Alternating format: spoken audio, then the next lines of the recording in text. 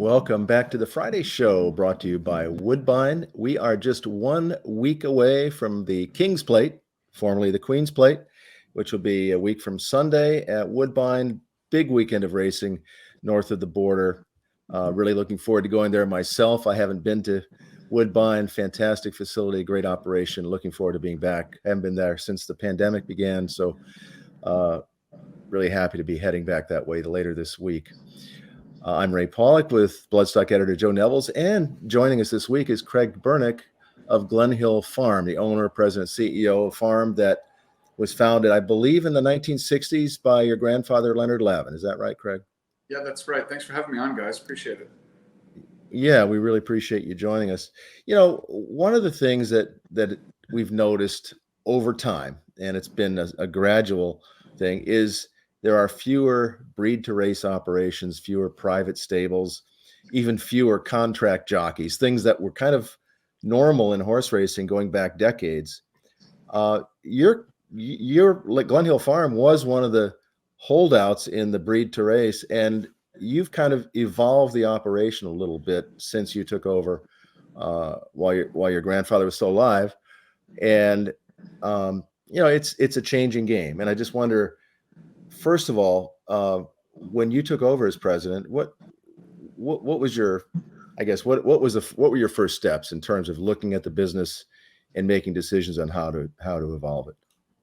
Well, I mean, I took over the business when I was 30, so my family had the farm before I was born. I think my mom was about 15 when we raced our first horse. So I grew up going to the farm in Ocala on school holidays, Thanksgiving, Christmas, Easter break. And then I would spend the summers out in Del Mar with my grandparents, and we raced. We had one of our two divisions in the summer was based at Arlington Park. So I grew up kind of at our farm and going racing, and it was always my favorite sport. I pay attention to big races, Triple Crown, Breeders' Cup, the big races. But I think when I started, I just kind of had to get immersed in the business kind of beyond our own stable. I think it's easy to have an idea of what you like to do, but when the bills come every month and you have to sign the checks and you see what things cost, I mean, it took a few years to really get my head around kind of our own business. So I think for 3-4 years, that's basically what I worked on. And then gradually started to get more involved in the industry itself, serving on boards and stuff. We've kind of since taken the stable to Europe. We've got a stallion investment business now. So we've had to diversify a bit and find some ways. We're more commercial than we used to be, because my grandfather's not here anymore, and it can't survive. Just breeding, racing, everything, and hoping it goes well. So we've had to figure out some ways to try to make the business go a little bit better. So we've become a little more commercial, but we still are racing, a lot of the fillies out of our best mares, and trying to grow and perpetuate the pedigrees that we've had for a long time. And that's a big focus of what we do. For an operation that, like you said, is sort of has expanded into the commercial realm that wasn't used to it before, how did you sort of make your decisions on those first ones to sort of bring to market, and which pedigrees you're willing to kind of let go of a little more, and ones that you wanted to kind of keep closer into the family? Well, it's a balancing act. I mean, there's money that it costs to run the operation, and then there's revenue that we have to bring in every year. So kind of depending on how the racing stable goes, we have to decide what yearlings to sell or what mares to sell or what have you. So it's I wouldn't say it's an exact science. It's more of kind of feel based on the way the year's going, based on the way the horses look. A lot of our best horses, were bought back at the sales. I think, the owner breeder standard when I'm deciding, and I think when owner breeders that I talk to, there's many more of them in Europe now than there are in the States, but the real standard for quality for me is racetrack performance.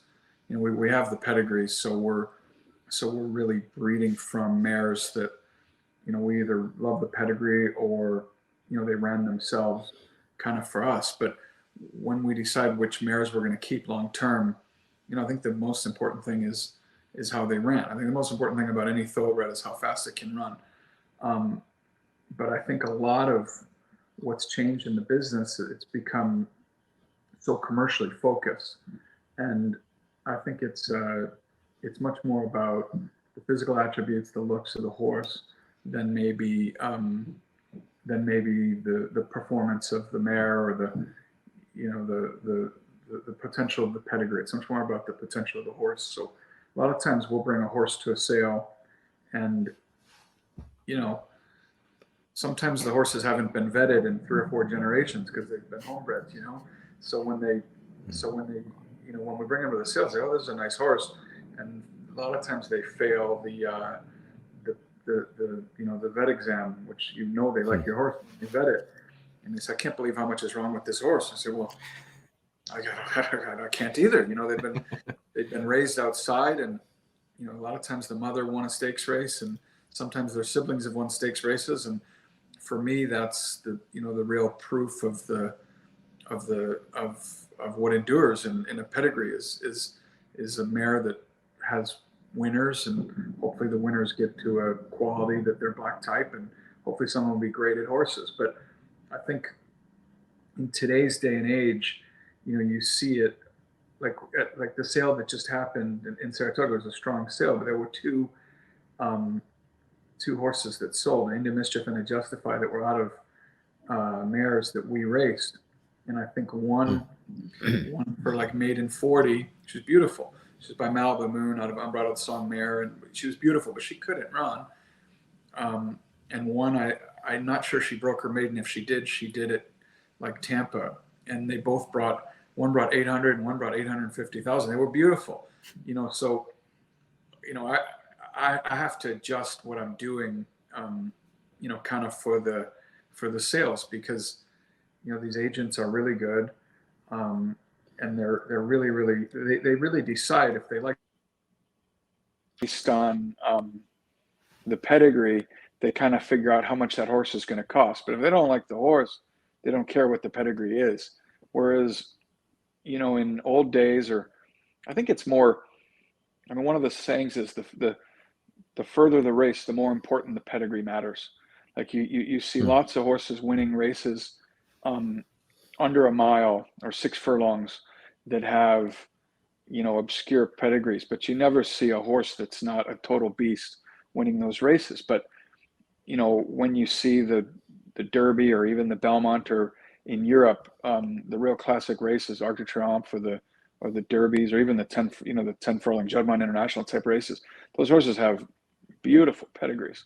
But the 6 furlong races, you can see, horses by a fast stallion, and, there's a lot of times not a great horse in the first 3 or 4 generations, but they'll win important races because I think it's more physical the shorter they go. So as I'm selling more horses, I really have to understand, what the consumer wants, and what they want is a pretty horse, more than sometimes a well-bred horse. Sometimes I can get in trouble if we have an ownership stake in Curlin.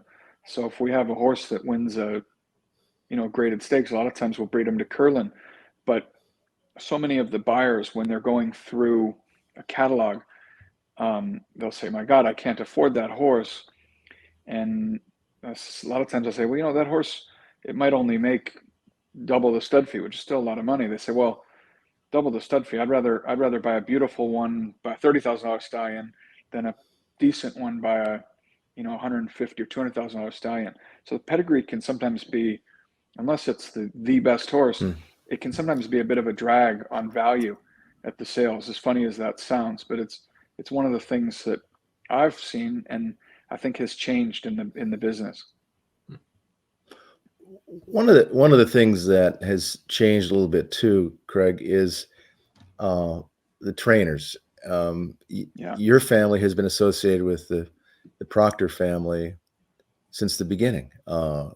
Willard Proctor, Hap Proctor, trained for a while, then he ran the farm. Tom Proctor took over after his father passed away. And that's I think that's a big advantage for home breeding operations. Now, with the focus on commercial, you don't really need to have the familiarity with the families, I guess. So is that one reason that we're seeing the emergence of, or the domination really, by a handful of trainers that are super trainers that have, 150, 200 horses?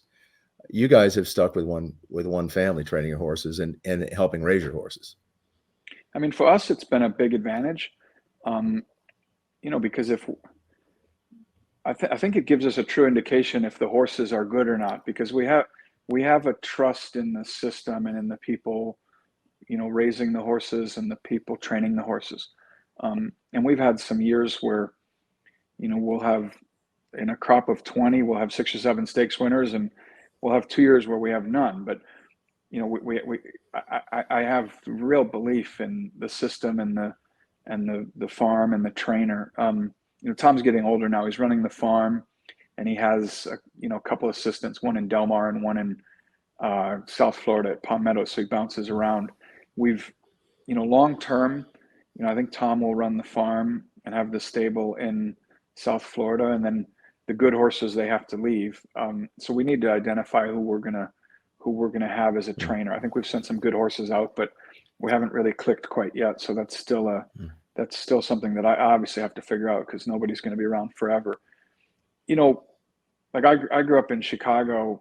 I don't think anybody loved horse racing as much as me, but I grew up with sort of sales catalogs and racing forms. I didn't grow up looking at the horses. So, I've learned pedigrees and owner, I know, like when I look at a pedigree today, I always look at the 3rd or 4th dam, and I kind of go up on the page. A lot of people go down, but I think the reason you don't see female families developed in the United States as much as you used to is, first of all, so many of the horses are commercially bred.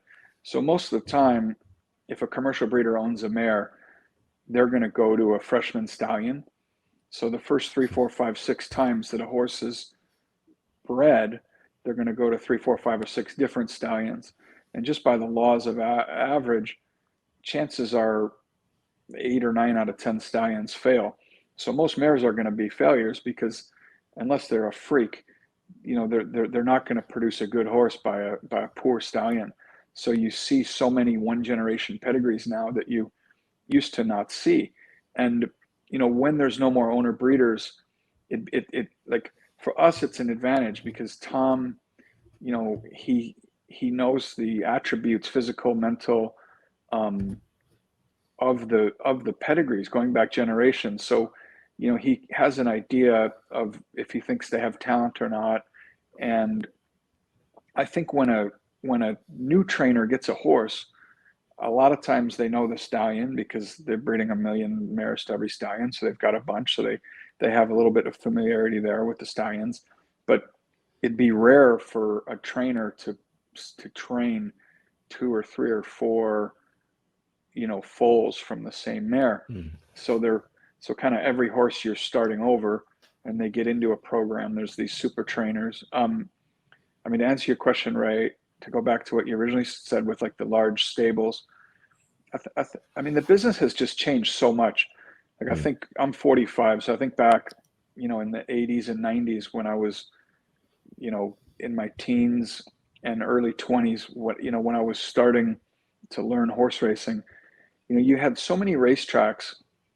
You had the Breeders' Cup was one day, then it moved to 2 days, but you didn't have these 8 or 9 stakes races on a day, and then no important races for 2 or 3 or 4 weeks in a jurisdiction. And like, you had, like, every Saturday and Sunday at Arlington Park, we had a stakes race, a graded stakes race, and that was a huge deal. But now it seems like if you don't win on one of maybe a dozen days a year, Triple Crown, Breeders' Cup, Pegasus, Florida Derby, Whitney, Travers, maybe 2 or 3 others, people don't really pay that much attention. Like, we won a grade 1 at Belmont.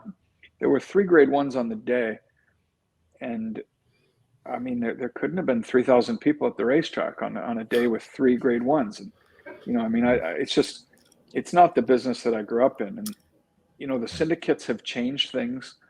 and in a lot of ways for the better. People are able to compete, at the highest level without, the financial outlay. And I think that's great. Like, so many people have had Breeders' Cup winners and Kentucky Derby winners, and that experience has really spread out. The other side of that coin is, a person that used to buy 4 yearlings every year, for 75 to 100 grand, and, put 100 grand aside to pay for training bills. He had horses at Arlington Park, or he had horses at Golden Gate or Calder, his local track. He supported a local trainer, and he'd get some good ones, and it was a huge deal with their family. Now, people are still putting 3, 4, 500,000 up a year, but they're 5 or 10% of a major syndicate. That syndicate sends their horses to Brad Cox or Bob Baffert or Steve Asmussen or Todd Pletcher or whatever, and they're if they have 10 or 15 or 20 horses, they know that they need one home run horse to pay for the rest, and I think that they aim for the top, and they create a lot of good horses, but there's a lot of horses that probably were pretty nice horses that could have won what 20, 30 years ago would have been a huge deal, like a big stakes race on a Saturday or Sunday, that now, there are horses that didn't quite get there. So the business has changed, but it's not, the genie's not going back in the bottle with any of this stuff in the business. I mean, you have to adjust to the way the business is today, and we have. I mean, everybody laments. You get the horse sales, and I have a lot of friends who are commercial breeders and always have been, and they're like, all these rich guys are sellers now. Well, we've kind of turned them into sellers. I mean, the cachet, or used to be a really proud thing to go, to a cocktail party or to go skiing, and the person next to you asks you what you do, and you say horse racing. Well, I mean, you can't go to any corner of this continent without getting a bunch of questions that you're not going to want to hear, but you better be prepared to answer as best you can for the sport. It's not the same. So people are looking at it as an investment. They're looking at it, and they enjoy it. Of course, there's lots of things that they can do with their capital, but they are looking at it as an investment. And the business has changed, and I sometimes wish the people running our business would adapt to the way things are a little bit better, both inside the business and kind of with public perception outside. But all we can really control as participants is our own horses, and try to have as best ones we can, and represent the sport. And those in charge are going to figure it out someday. I mean, we're all kind of in their hands, so we have to hope they can. We've talked about private trainers with connections. I'm also interested to get your thoughts on sort of the disappearance of the contract jockey. There's times Right. when, back in the day, a rider might be assigned to a particular trainer, a particular owner, and they were under contract with them. Now everyone's pretty much a free agent. You got your first call guys, but there's not really necessarily I have my stable jockey anymore. What do you think has caused that? Do you think it's sort of a similar tail wagging the dog thing, or do you think that's a separate thing altogether? I mean, it's such an old thing. I can't think of the last actually contracted rider, but I mean, in Europe where we're racing now, the riders are really part of the stables. So like Jessica Harrington has a contracted rider, Shane Foley, and he's there riding kind of every set 5 or 6 days a morning, and then he's riding the horses in the afternoon. And I think it's a huge advantage because those jockeys give you a real read on your own horses, on the competition, and it can be so helpful. And we're always trying to win every race we go in, but I think importantly is giving a horse a good experience so that going forward they're going to be a useful horse. So we're always trying to win, but sometimes in a first or second race that a horse has, they need to learn how to run in behind horses. They need to learn how to have dirt in their face. they need to learn how to save ground. And I think if you have a rider who is confident that he or she is going to get to ride the horse when that horse is entered again, they're much more likely to listen to instructions. But if you have if you're always going for the best available, which I'd like to have the best available every time, but they have agents that are trying to put their jockey on the horse they think is going to win every time. And we had a really good filly that ran in Europe in the Coronation Stakes, which is a huge race, a Grade 1 race, a Group 1 race at Ascot, and Shane Foley had a broken collarbone. So, Jessie Harrington asked, she said, well, would you rather have Ronan Whalen ride? He rides her in the mornings and he's part of the stable, or would you rather have Frankie Dettori? And I said, well, what would you rather have, Jessie? And she said, well, I think I'd rather have Ronan Whalen because he's going to do what I say. And, if she can win, she's going to win. But if she can't, Frankie, it's his last Ascot. He's going to ride like an absolute madman. We have to have a horse coming out of it. I said, great. So she ran great. She ran third. She couldn't have been second. She couldn't have been first. And it was a great race. But, I think a lot of people, it's a little bit like you said, Ray, with the super trainers. I mean, a lot of people, they want, they want to go out at night in Saratoga or Del Mar and who's riding your horse and say, and, it's almost like a badge of honor that, the point is to win the race and have a horse that can win the next race. The point is not to be able to tell somebody who your trainer is and who your jockey is. Now it's when, I've been part of horses that are in a lot of the most famous trainers' stables, and that's great because they do have a lot of power with the jockey. But I don't necessarily. I think it's nice when, like we own some horse with Starlight, and it's nice when Todd Pletcher is winning every race. But if our horses aren't doing particularly well, I'm not that interested in it. Like I know that if we have good horses and they're in that program, they can become fantastic, important horses. But really, I want to make sure we're developing the horses over the long term. And I think having a rider that knows how you want the horses ridden and is confident he's going to get to ride the horse back, it can only help. But we had dinner in Saratoga the other night with Gary Stevens, and he said when he was 18 and he came out of Washington or Oregon or wherever the hell he was, my grandpa asked him to hire him for a contract, and he was still riding for us. The last year he rode, he was still riding for us. He said it was the longest association he ever had. But it wasn't if there was a better horse, if we had the call, he was our jockey. But if we didn't have the call and there was a better horse, he'd go for somebody else, as he should, because he has to make a living too. So that's kind of how it is. One last question, Craig. You're now part of the commercial market. You've evolved Glen Hill Farm's business. What is it sustainable where it is right now? This was a record Saratoga sale, facing Tipton sale. Is it sustainable, and what is sustaining the market to where it is?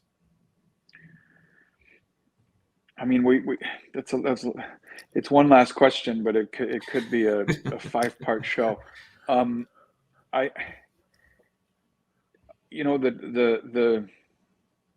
Like we've touched on different elements of it, but the super trainer, the home run horse, that there's no mare cap.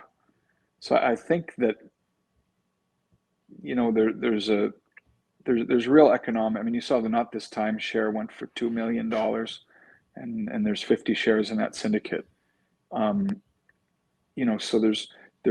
and people are more comfortable spending money on stallions than they are on yearlings, because there's predictable revenue and you can treat it like a different asset class.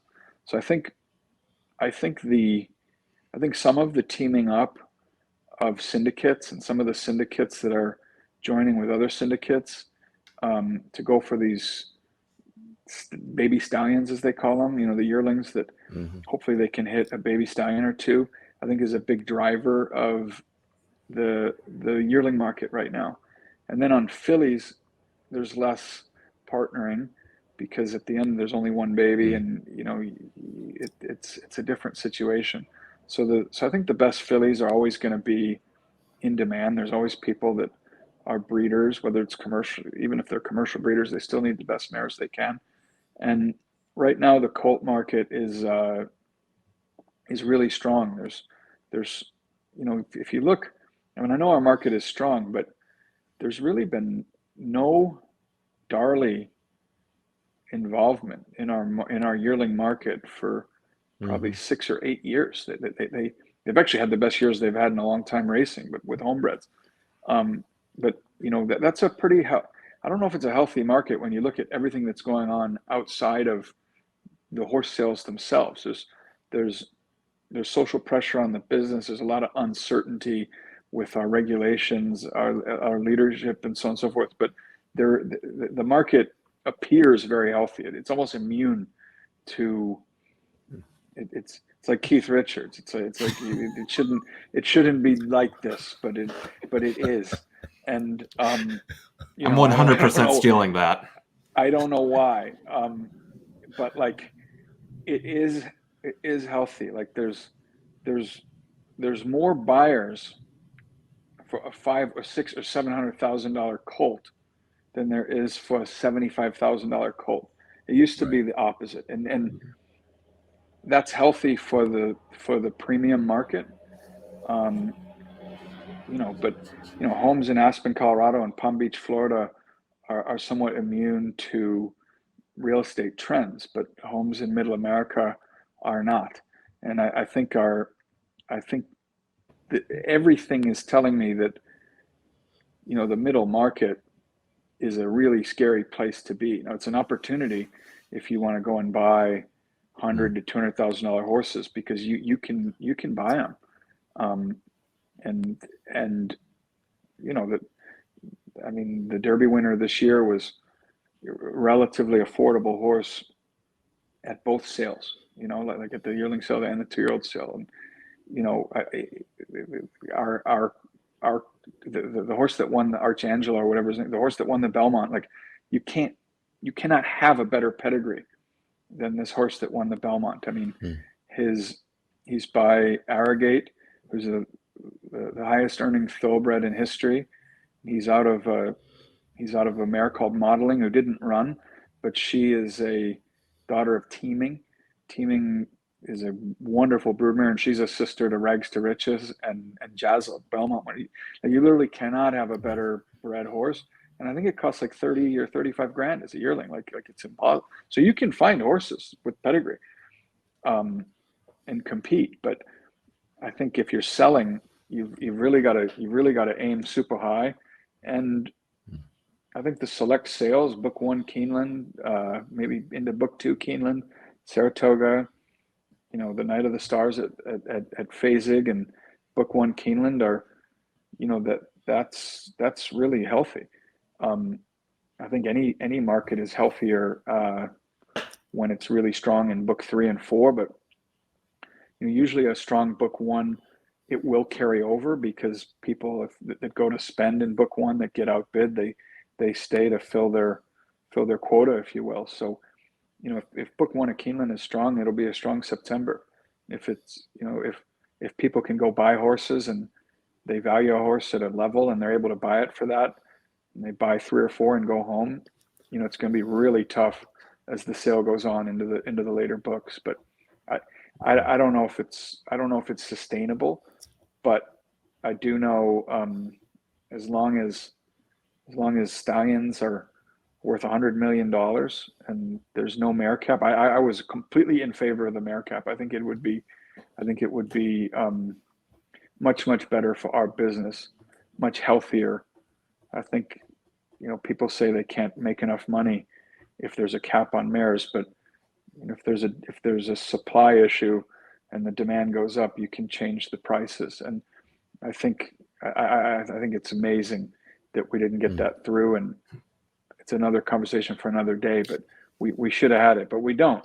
So because we don't, you know, Coolmore and Spendthrift and Three Chimneys, I mean, right now they own Gunrunner, Into Mischief, and Justify and Uncle Mo, so that they're allowed to breed as many mares as they want, and they're allowed to. Good. I mean, I breed to all those horses, and not Gun Runner, but I would if he. But he's very expensive. But good for them. Like they're not doing anything illegal, and as long as it's that way, I think people are going to be trying to find the yearlings that they can sell to these stallion farms who have a business, that they're in the business to make money. So when they buy a horse, they think they can make money on that horse, and we invest in a lot of the stallions too. So maybe it is sustainable.